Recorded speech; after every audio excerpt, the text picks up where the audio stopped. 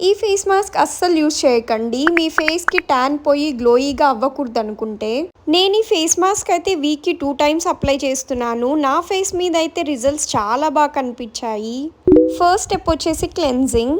ఒక బౌల్‌లో milk add చేసి కాటన్ ప్యాడ్ డిప్ చేసి ఫేస్ మొత్తం క్లెన్స్ చేసుకోవాలి. సెకండ్ స్టెప్ వచ్చేసి స్క్రబ్బింగ్. స్క్రబ్ కోసం ఒక పొటాటో తీసుకొని పీల్ చేసి నీట్‌గా వాష్ చేయాలి. ఇప్పుడు పొటాటోని గ్రేట్ చేశాక అందులో నుండి జ్యూస్ ఎక్స్ట్రాక్ట్ చేసుకోవాలి. ఇప్పుడు 1 స్పూన్ ఆఫ్ రైస్ ఫ్లవర్ని మిక్స్ చేసి ఫేస్కి జెంటిల్గా స్క్రబ్ చేసుకోవాలి.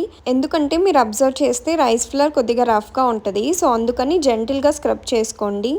థర్డ్ స్టెప్ వచ్చేసి ఫేస్ ప్యాక్. ఒక బౌల్లో 1 spoon of coffee powder, 1 spoon of honey, little bit turmeric, ఈ 3 ఇంగ్రీడియంట్స్ మిక్స్ చేసి ఫేస్కి ఒక ప్యాక్ లాగా అప్లై చేసుకోవాలి. తర్వాత ఒక 10 మినిట్స్ పాటు వదిలేసి వాష్ చేసుకుంటే అంతే. చాలా గ్లోగా ట్యాన్ మొత్తం రిమూవ్ అవుతుంది.